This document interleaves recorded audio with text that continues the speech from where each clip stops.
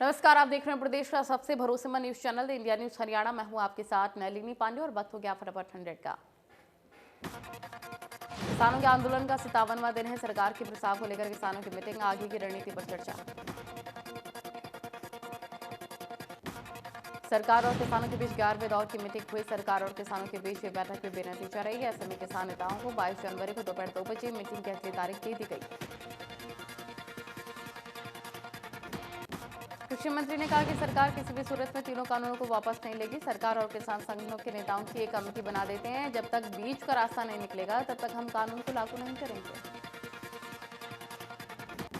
Outer ring road पर किसानों की ट्रैक्टर परेड को दिल्ली पुलिस का रेड सिग्नल। आज की बैठक में पुलिस ने नहीं दी इजाजत। कल फिर से चर्चा। किसान बोले हर हाल में गणतंत्र दिवस पर निकालेंगे रैली।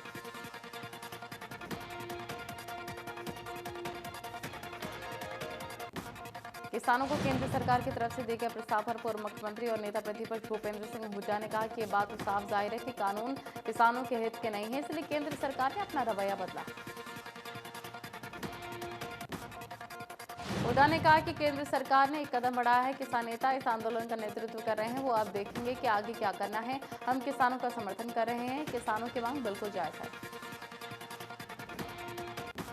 प्रदेश में स्कूल खोलने को लेकर हुड्डा ने कहा कि हेल्थ विभाग की जैसी एडवाइजरी आई उसी हिसाब से स्कूल खोलने का फैसला करना चाहिए, जल्दबाजी नहीं करनी चाहिए। हुड्डा ने कहा कि आहिस्ता आहिस्ता स्कूल खुले हैं। अब कोरोना की रफ्तार धीमी पड़ रही है। छोटे बच्चों को लेकर ज्यादा प्रिकॉशंस लेने की जरूरत है, इसलिए ध्यान से फैसला करना चाहिए।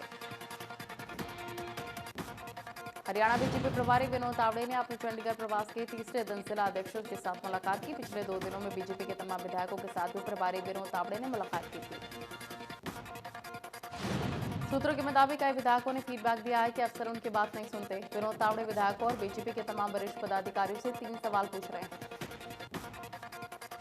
बीजेपी प्रभारी की तरफ से पूछा जा रहा है कि नई सरकार का पिछले 1 साल का कामकाज कैसा रहा, संगठन और सरकार का तालमेल कैसा है, बीजेपी को हरियाणा में मजबूत करने के लिए क्या कुछ और किया जाना चाहिए।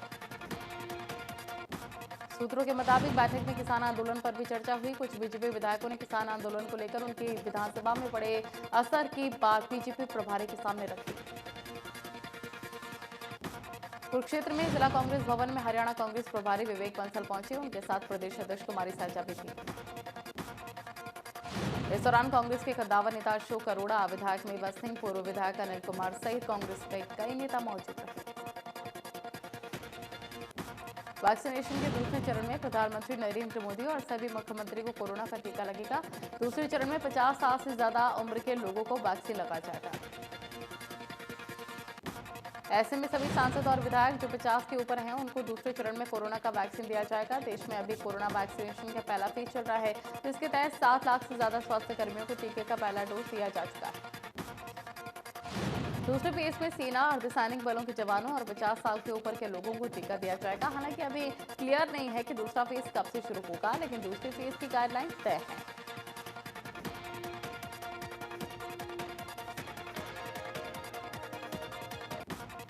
वैक्सीन को लेकर मुख्यमंत्रियों की बैठक में पीएम मोदी ने कहा है कि घबराने की जरूरत नहीं है। दूसरे फेज में सभी को वैक्सीनेशन करा दिया जाएगा जो भी 50 साल के ऊपर है। कोरोना की जंग जीतने के लिए देश में टीकाकरण अभियान जारी है। बीते 4 दिनों में 6.31 लाख कोरोना वॉरियर्स को वैक्सीन दी जा चुकी है।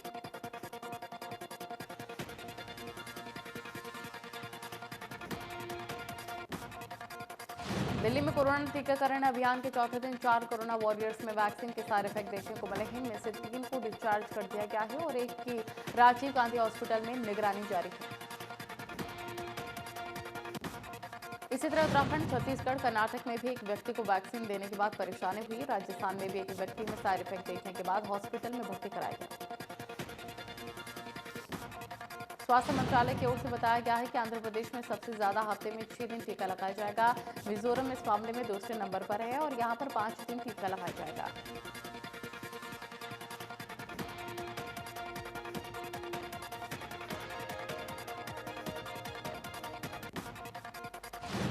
करनाल में गांव अरायपुरा के किसान ने जहर खाकर आत्महत्या कर लिए। गंभीर हालत में किसान को कल्पना मेडिकल कॉलेज में इलाज के लिए भर्ती कराया गया, जहां उसने दम तोड़ दिया। किसान के पास से सुसाइड नोट भी मिला, जिसमें डीलर पर जमीन का 25 से 26 लाख पेमेंट मारने का आरोप लगाया। पुलिस जांच कर रही है। सोनीपत में सेवा, सुरक्षा और सहयोग का नारा देने वाली हरियाणा पुलिस के घर ही नहीं सुरक्षित हैं। पुलिस लाइन में एक के बाद एक 3 पुलिसकर्मियों के क्वार्टर में चोरी हो गई। सोने और चांदी के गहनों समेत लाखों रुपए के सामान पर चोरों ने हाथ साफ कर लिया। पुलिस अभी तक किसी चोर को पकड़ नहीं पाई है। पुलिस मामले की जांच कर रही है। करनाल के गांव स्टॉम्पी के पास सड़क हादसा हुआ है और बाइक सवार को जीप सवार ने टक्कर मार दी। हादसे में 28 वर्षीय युवक की मौत हो गई। गणतंत्र दिवस को लेकर पंचकुला के सेक्टर 5 में जोरों शोर से तैयारियां चल रही हैं। स्कूली बच्चे कड़कड़ाती ठंड में भी गणतंत्र दिवस की तैयारियां कर रहे हैं। गणतंत्र दिवस के दौरान कई सांस्कृतिक कार्यक्रम की पेशकश की जाएगी, जिससे स्कूली बच्चे जमकर रिहर्सल कर रहे हैं। रिहर्सल देखने प्रशासनिक अधिकारी मौके पर पहुंचे। जम्मू कश्मीर में कड़कड़ाती ठंड का सितम जारी। श्रीनगर में पारा 6 डिग्री से भी कम होने से लोगों को काफी दिक्कतें हो रही हैं। इस बीच मौसम विभाग ने 22 जनवरी से फिर से कश्मीर घाटी में बर्फबारी का अलर्ट जारी किया। उत्तर भारत में शीतलहर का प्रकोप है। दिल्ली में तापमान 9.2 डिग्री सेल्सियस। मौसम विभाग के मुताबिक सोमवार तक तापमान में 4 डिग्री सेल्सियस तक की गिरावट दर्ज की जाएगी। पंजाब और हरियाणा में धुंध और शीतलहर ने जीना दूभर कर दिया है। पंजाब के अमृतसर में न्यूनतम तापमान 4.4 डिग्री सेल्सियस। धुंध के कारण यहां विजिबिलिटी 25 मीटर रही। चंडीगढ़, अंबाला, हिसार, करनाल, भिवानी, लुधियाना, पटियाला, फरीदकोट और बठिंडा में भी कोहरे की वजह से विजिबिलिटी काफी कम रही। मौसम विभाग के मुताबिक पंजाब, पूर्वी उत्तर प्रदेश, बिहार, पश्चिम बंगाल और सिक्किम में घना कोहरा लोगों को परेशान कर रहा है।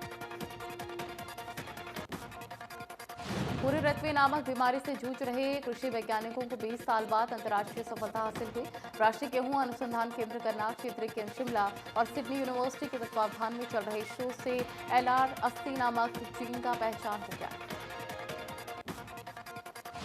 संस्थान के निदेशक ने बताया है कि ये जीन हमारे ही लैंड्रीज में पाया गया है, जिसे हिमालय क्षेत्र में पहचाना गया है। इसे भूरे रत्वे के खिलाफ जो काम किया जा रहा है उसे और बल मिलेगा। संस्थान के निदेशक ने बताया है कि इस जीन को बाकी किस्मों में समावेश करके ऐसी किस्में विकसित करेंगे जो न सिर्फ पूरे रत्वे के प्रतिरोधी होगी बल्कि पैदावार भी ज्यादा होगी। किसानों को इससे काफी फायदा होगा।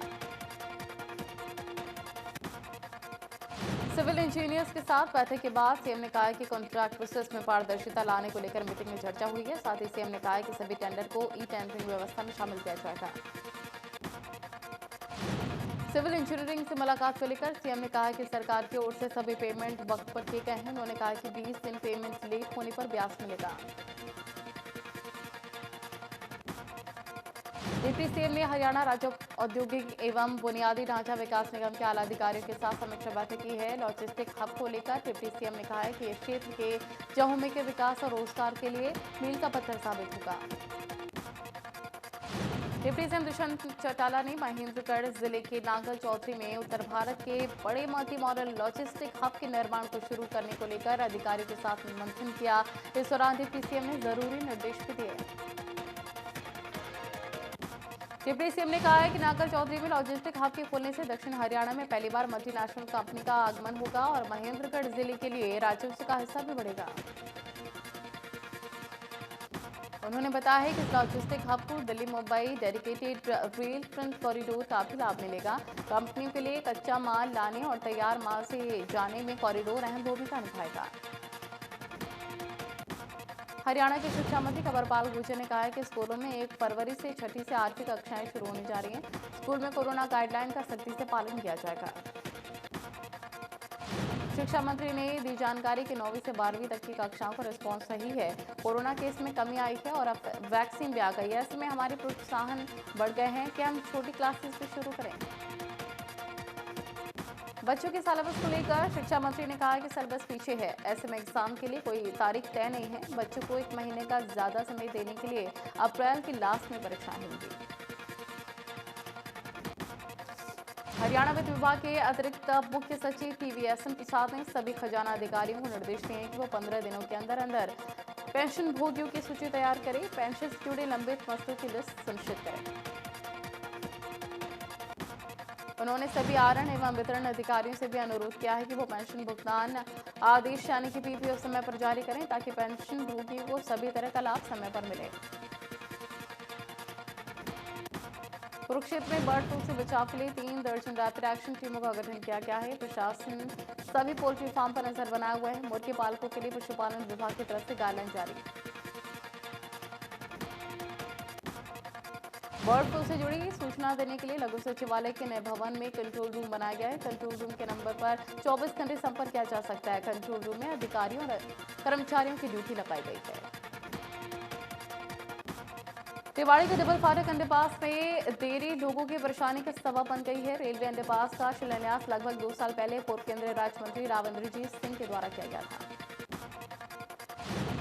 4.5 करोड़ रुपए की लागत से बन रहे अंडरपास का काम अधर में लटका हुआ है, जिससे नगर परिषद के 9 वार्डों और 16 गांवों के हजारों लोगों को दिक्कतें हो रही हैं। कुरुक्षेत्र में पुलिस ने ट्रैफिक बंद के दौरान फ्रेंडली रवैया अपनाते हुए वाहन चालकों को फूल भेंट करके ट्रैफिक नियमों के बारे में जानकारी दी। पुलिस ने कहा कि नियमों का पालन नहीं करेंगे तो चालान काटा जाएगा।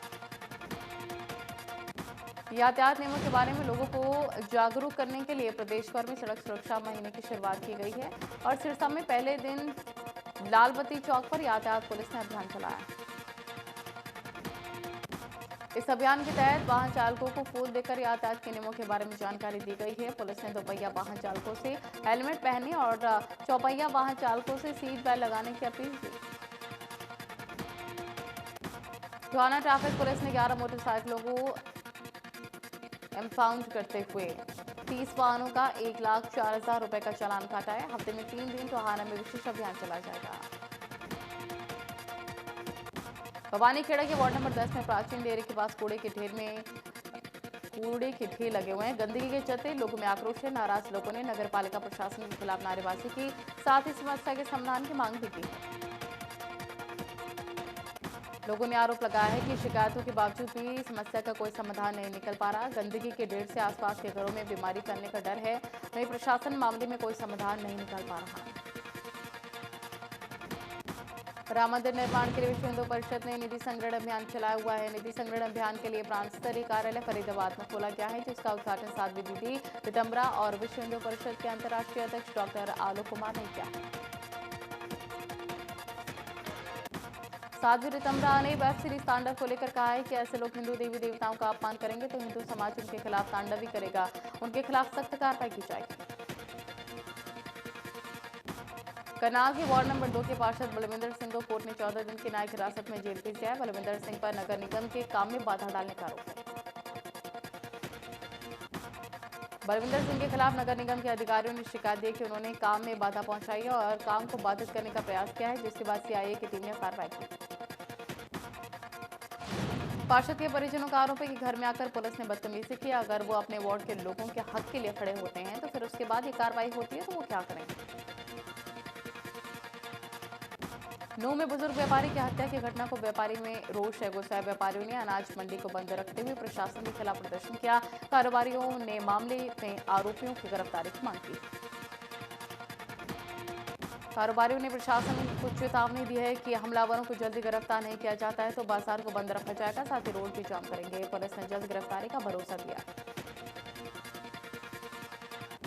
2 सितंबर 2020 को फरुखाबाद के चौथेली गांव में शराब कारोबारी की हत्या के मामले में 3 आरोपियों को गिरफ्तार किया गया है। 2 आरोपी पर 5,000 रुपए का इनाम भी था।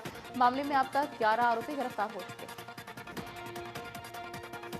वारदात के दौरान इस्तेमाल हथियारों को पुलिस ने बरामद कर लिया है। पुलिस के मुताबिक मुख्य आरोपी अभिषेक पुरी वारदात का मास्टरमाइंड था। फिलहाल पुलिस की जांच जारी है। रोहतक में दिल्ली रोड पर पतंजलि मेगा स्टोर से एक व्यक्ति करीब 50,000 का सामान लेकर फरार हो गया। आरोपी की हरकत सीसीटीवी कैमरे में कैद हो गई। स्टोर संचालक ने मामले की शिकायत अर्बन स्टेट थाने में दी है। पुलिस ने केस दर्ज करके आरोपी की तलाश शुरू कर दी है। बताया जा रहा है कि आरोपी ने पहले सामान लिया, बाद में पर्स कार में भूल जाने का बहाना बनाया। सोनीपत में सुभाष चौक पर हनुमान मंदिर में चोर ने सेंध लगा डाली और चोरी की पूरी घटना मंदिर में लगे सीसीटीवी कैमरे में कैद हो गई। मंदिर पुलिस चौकी से महज 100 मीटर की दूरी पर है। चौकी इंचार्ज ने बताया कि हनुमान मंदिर में चोरी हुई थी, लेकिन पुजारी ने कोई शिकायत नहीं की। सीसीटीवी के आधार पर चोर को पकड़ने की कोशिश की जा रही है। बल्लभगढ़ की राजीव कॉलोनी में एक परिवार के 3 सदस्यों की मौत हो गई। मौत की वजह कैमरे में अंगीठी जलाकर सोना बताया जा रहा है। अंगीठी के धुएं की वजह से तीनों की मौत हो गई। सेक्टर 58 पुलिस मामले की सूचना मिलने के बाद पहुंची और तीनों मृतकों के शवों का पोस्टमार्टम कराकर मामले की जांच जारी है।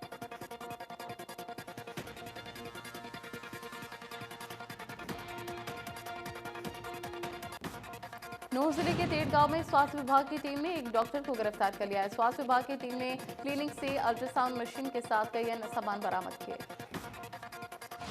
स्वास्थ्य विभाग की टीम के मुताबिक डॉक्टर इमरान के सहारे लोगों का नकली मशीन अल्ट्रासाउंड के जरिए लोगों का इलाज किया जा रहा था, जो लोगों की जान के साथ खिलवाड़ था। कोविड-19 वैक्सीन आने के बाद सरकार ने गोहारा के खानपुर में भगतपुर सिंह महिला मेडिकल कॉलेज में नॉन कोविड मरीजों की भर्ती करने की मंजूरी दे दी है और नॉन कोविड मरीजों के लिए 200 बेड निर्धारित किए गए। मेडिकल कॉलेज प्रशासन को कोविड अस्पताल बनाया गया है। सरकार ने सभी 50 बेड कोविड मरीजों के लिए आरक्षित किए हैं और कोरोना के इसका आंकड़ा कम होने के बाद प्रशासन ने फैसला किया। ऑस्ट्रेलिया में रह रहे एनआरआई ने जमीन बेचने के मामले में एक बैंक के मैनेजर, सहायक रजिस्ट्रार, भतीजे और पत्नी पर धोखाधड़ी का आरोप लगाया है। बताया जा रहा है कि एनआरआई के खाते में 49 लाख रुपए भी निकाल लिए गए। भतीजे पर जमीन का कुछ हिस्सा पत्नी के नाम करने का आरोप है। गोहाना सदर थाना पुलिस ने मामला दर्ज करने के बाद जांच शुरू कर दी है। एनआरआई मूल रूप से गांव खानपुर कला गांव का रहने वाला है। सिरसा के लालवती चौक में कार बाजार से एक कार चोरी होने का मामला सामने आया है। बताया जा रहा है कि सुबह 9:30 बजे करीब वारदात को अंजाम दिया गया है। चोरी की वारदात कैमरे में कैद। मामले की सूचना मिलने के बाद मौके पर पहुंची पुलिस ने सीसीटीवी के आधार पर पड़ताल शुरू कर दी है। कार बाजार के दुकानदारों ने घटना की जांच कर चोरों को गिरफ्तार करने की मांग की है। पुलिस ने एक शख्स को हिरासत में लिया। अंबाला में 19 साल की एक लड़की की गोली मारकर हत्या करने का मामला सामने आया है। मृतक लड़की का नाम अयान बताया जा रहा है। हत्या की वजह का फिलहाल पता नहीं। हमलावरों ने अयान की हत्या कर शव को 200 मीटर दूर फेंक दिया था। वहीं मामले की सूचना के बाद मौके पर पहुंची पुलिस ने केस दर्ज कर लिया है। जांच जारी है। पलवल में दहेज को लेकर एक महिला की हत्या करने का मामला सामने आया है। महिला के परिवार वालों ने उसके ससुराल के लोगों पर हत्या करने का आरोप लगाया। पुलिस ने 4 के खिलाफ केस दर्ज किया।